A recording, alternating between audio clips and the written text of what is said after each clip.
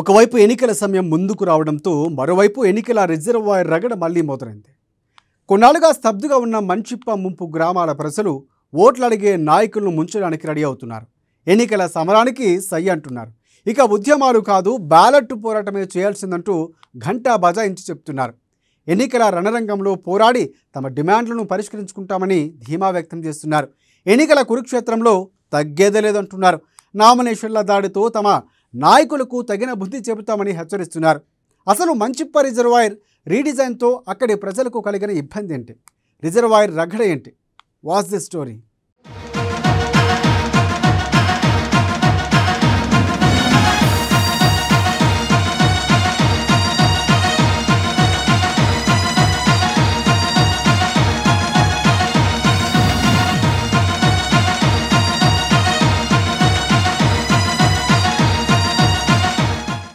ఎన్నికల సాక్షిగా నిజామాబాద్ రూరల్లో మంచిప్ప రిజర్వాయర్ రగడ మళ్ళీ మొదలైందని చెప్పవచ్చు. అయితే 2021 ప్యాకేజ్ కింద అప్పటి ప్రభుత్వము మంచిప్ప ప్రాజెక్టును 0.85 TMC కింద నిర్మాణం చేపడుతూ కూడా నిర్ణయం తీసుకుంది. అయితే ఇప్పుడు ఉన్న ప్రభుత్వము దీన్ని పూర్తిగా వ్యతిరేకిస్తూ రీడిజైన్ పేరుతో 3.5కు పెంచుతూ ఇక్కడ ఉన్న ప్రభుత్వం నిర్ణయం తీసుకుంది. అయితే దీనివల్ల ఇక్కడ ఉన్న ప్రజలు ఎందుకు ఆందోళన చేయబడుతున్నారు, అసలు దీనివల్ల వీళ్ళకు ఇక్కడ ఉన్న ప్రజలకు పడుతున్న ఇబ్బందులు ఏంటి తెలుసుకునే ప్రయత్నం చేద్దాం.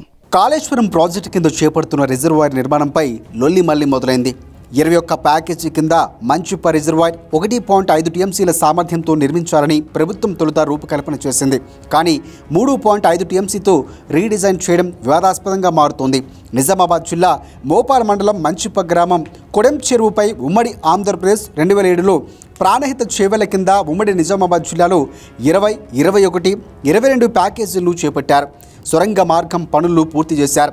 SRSP బ్యాక్ వాటర్పై ఆధారపడి నిర్మించిన ఈ ప్యాకేజీల ద్వారా ఉమ్మడి జిల్లా పరిధిలో సుమారుగా 2 లక్షల ఎకరాలకు సాగునీరు అందించేందుకు ప్లాన్ చేశారు.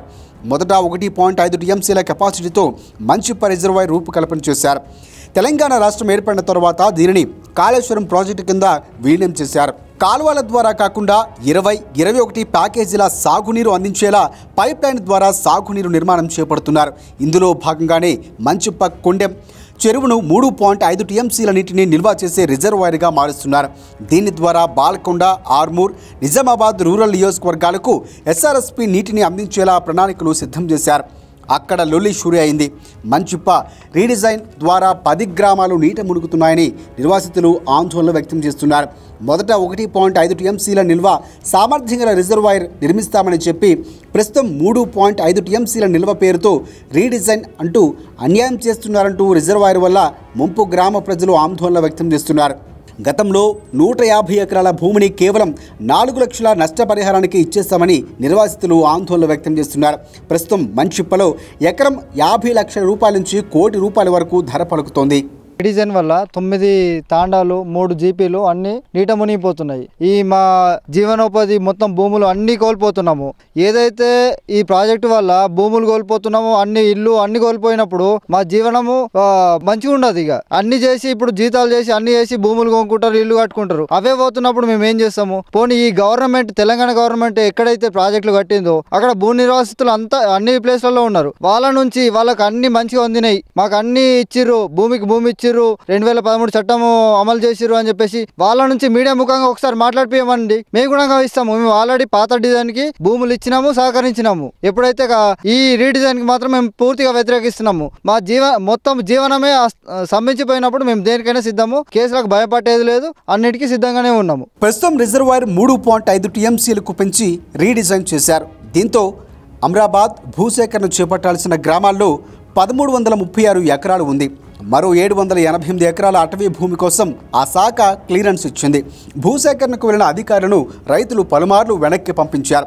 1.5 TMCల నీటి నిల్వ సామర్థ్యంతో 1,83,000 ఎకరాలకు సాగునీరు అందనుంది. అయితే రీడిజైన్ ద్వారా 3.5 TMCల నీటి నిల్వతో పెద్దగా ఒరిగే ప్రయోజనం లేదంటున్నారు ముంపు గ్రామస్తులు. కేవలం రీడిజైనింగ్ ద్వారా 1000 ఎకరాలకు మాత్రమే అదనంగా సాగునీరు అందుతుందని చెబుతున్నారు ముంపు గ్రామస్తులు. ఇది కేవలం కాంట్రాక్టర్లు, ప్రజాప్రతినిధుల కమిషన్ల కోసమే రీడిజైనింగ్ తెర మీదకు తెచ్చారంటూ వాపోతున్నారు. ఈ రీడిజైనింగ్ ద్వారా 10 గ్రామాలు నీట మునుగుతున్నాయి. గాంధారి, కామారెడ్డి హైవే వెళ్లే రహదారులు మూసుకుపోతున్నాయి. అటవీ సంపదను కూడా నష్టపోతున్నారు. గిరిజనులు అటవీపై ఆధారపడి జీవిస్తున్నారు. వారు ఉపాధి కోల్పోయే అవకాశాలు కూడా ఉన్నాయి. దాదాపుగా 10,000 మంది రోడ్డున పడతారని ముంపు గ్రామాల ప్రజలు ఆందోళన వ్యక్తం చేస్తున్నారు. ముంపు గ్రామాల ప్రజలు ఇప్పటికే మల్లన్న సాగర్ వరకు పాదయాత్రగా వెళ్లి అక్కడ నిర్వాసితులకు కల్పించిన వసతులు చూసి మరింత ఆందోళనకు గురవుతున్నారు.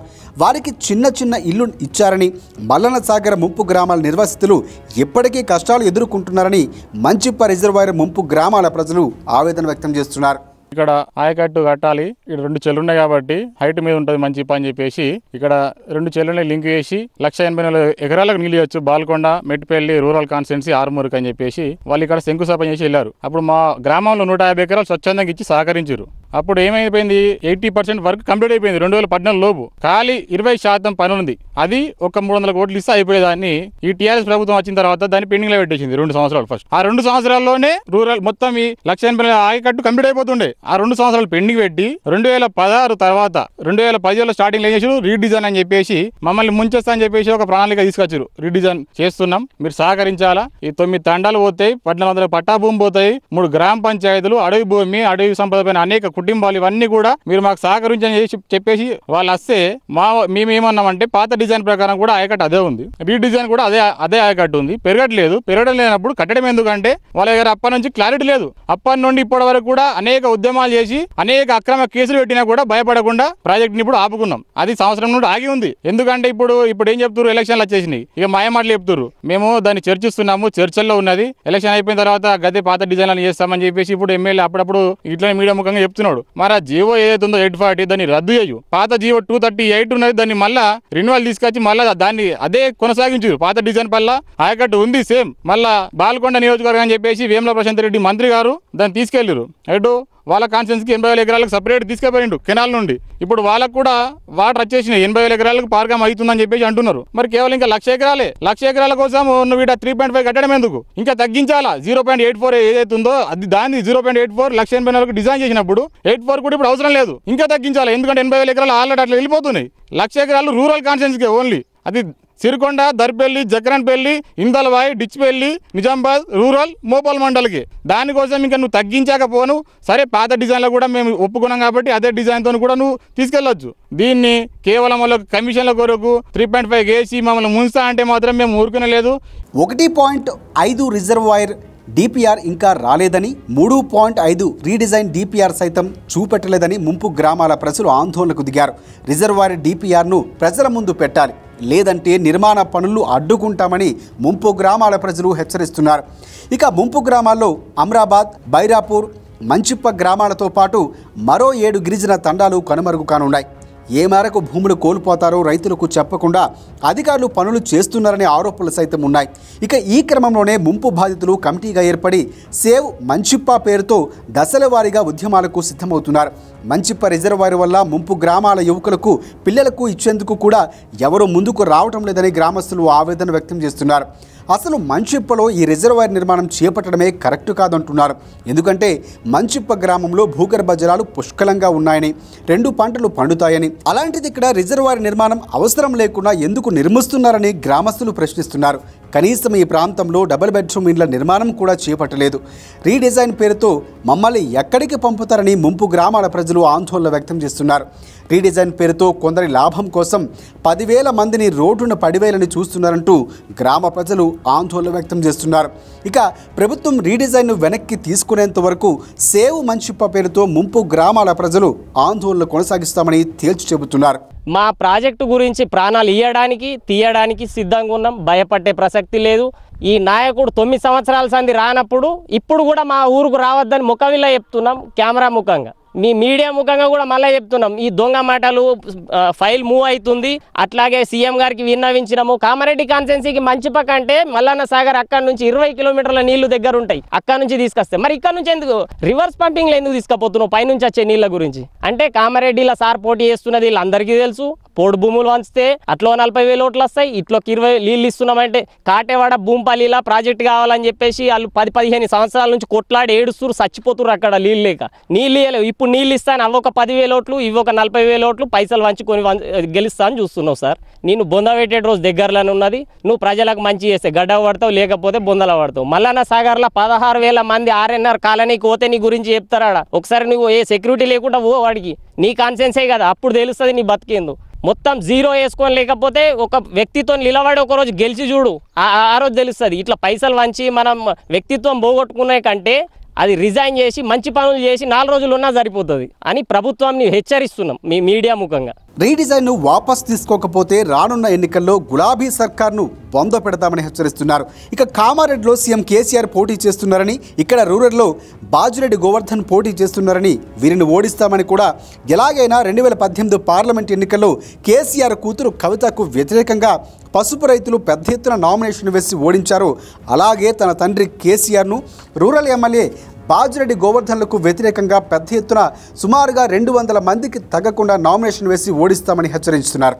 ప్రాజెక్టు ఉద్యమం మొదలైనప్పటి నుంచి నేనున్నాను, మీకు భరోసా ఇస్తాను, ప్రాజెక్టు పాత డిజైన్ ప్రకారంగా చేయించుకుంటాము, రిడిజన్ రద్దు చేస్తామనే మాట ఇప్పటిదాకా అనలేదు. కావాలని చెప్పేసి బెదిరింపులతోటి మా మీద లేనిపోని కేసులు పెట్టి రిమాండ్లు పెట్టించారు మాకు. కాబట్టి మేము ఒకటే చెప్తున్నాం రూరల్ ప్రజలకి, అదేవిధంగా ఏవైతే మా తండాలు ఉన్నాయో మొత్తం 9 తండాలు, మంచిప గ్రామ పంచాయతీ, ఇవన్నీ కూడా రీడిజన్లో మునిగిపోయి సమాధులు చేయడానికి టీఆర్ఎస్ గవర్నమెంట్ కంకణం కట్టుకున్నది. దేని కొరకు? ఇది కమిషన్ల కొరకు. 1100 కోట్లతోటి పూర్తి ప్రాజెక్టుని 3,500 కోట్లతోటి చేయడానికి పూనుకొని ఈ 10,000 జనాభాను ఈ రిడిజన్ పేరుతోటి సమాధులు చేయడానికి పూనుకుంటే 2016 నుంచి ఉద్యమాన్ని ఉధృతం చేసి ఇప్పటిదాకా మేము ఈ ప్రాజెక్టును ఆపుకున్నాం. ఇక ముందు కూడా టీఆర్ఎస్ గవర్నమెంట్ వస్తే ఈ ప్రాజెక్టును కానివ్వము. కాబట్టి దయచేసి అందరు గమనించాలా, రూరల్ ప్రజలందరూ కూడా 7 మండలాల్లో ఉన్న రూరల్ ప్రజలందరూ కూడా గమనించాలి.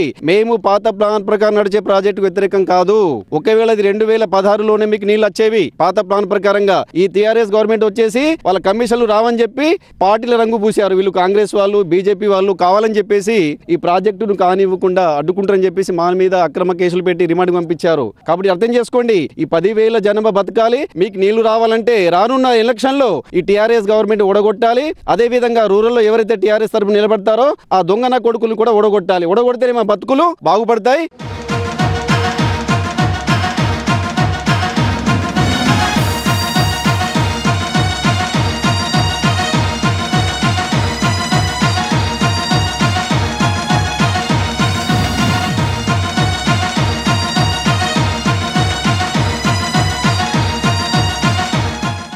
మొత్తం మీద ఇటు తాము ప్రాజెక్టుకు వ్యతిరేకం కాదని చెప్పి ఏదైతే ఇప్పుడున్న రాష్ట్ర ప్రభుత్వం డివిజన్ పేరుతో నిర్ణయం తీసుకున్నదో 3.5 టీఎంసీని తాను పూర్తిగా వ్యతిరేకిస్తున్నామని చెప్పి, దీనివల్ల మొత్తం ఇటు ఈ రాష్ట్ర ప్రభుత్వం తీసుకున్న నిర్ణయం వల్ల ఇటు తమ మండలానికి చెందిన 9 గ్రామాలతో పాటు 9 మండలాలు పూర్తిగా కొట్టుకునే పరిస్థితి ఉందని చెప్పి ఇక్కడ ఉన్న ప్రజలు మాత్రం ఆందోళన వ్యక్తం చేస్తున్నారు. అయితే దీనిపై ఎన్నికలు దగ్గర పడడం, మరోవైపు కూడా ఇటు ఇక్కడ ఉన్న ప్రజలు కూడా పెద్ద ఎత్తున ఉద్యమాలు చేపట్టడంతో ఇప్పుడు ఉన్న ప్రభుత్వము ఎలాంటి నిర్ణయం తీసుకుంటుంది. దీంతోపాటు ఇటు ఏదైతే అప్పుడు ఉన్న పార్లమెంట్ ఎన్నికల్లో ఎంపీగా పోటీ చేసినప్పుడు ఇప్పుడు ఉన్న పార్లమెంట్ ఎన్నికల్లో ఎంపీగా పోటీ చేసినటువంటి కవితను పెద్ద ఎత్తున ఇటు అక్కడ ఉన్నట్టు పసుపు రైతులు ఎలా అయితే పెద్ద ఎత్తున నామినేషన్ వేసి ఓడగట్టారో ఇప్పుడు కూడా అదే సీన్ రిపీట్ అవుతుందని చెప్పి ఇటు నిజామాబాద్ రూరల్తో పాటు ఇటు కామారెడ్డిలో ఎవరైతే కేసీఆర్ బరిలో ఉన్నారో అతనికి కూడా భారీ ఎత్తున 200 పైగా తాము ఎకరం భూములు అమ్ముకొని మరి ఇక్కడ తాము బడిలో నిలబడతాం, ఇక్కడ ఇద్దరి నాయకులను ఇటు సీఎం కేసీఆర్తో పాటు ఇక్కడ ఉన్న స్థానిక ఎమ్మెల్యేని కూడా ఓడగొడతామని చెప్పి కూడా ప్రజలు చెప్తున్న పరిస్థితి మాత్రం కనిపిస్తుంది. ఇది దీనిపై ఎన్నికలు దగ్గర పడడం, మరోవైపు కూడా ఇటు తాము తగ్గేది లేదంటూ ఇటు ప్రజలు చెప్పడంతో ఎవరు తగ్గుతారు, రానున్న రోజుల్లో ఎలా ప్రాజెక్టు రాష్ట్ర ప్రభుత్వం ఎలాంటి నిర్ణయం తీసుకుంటుంది.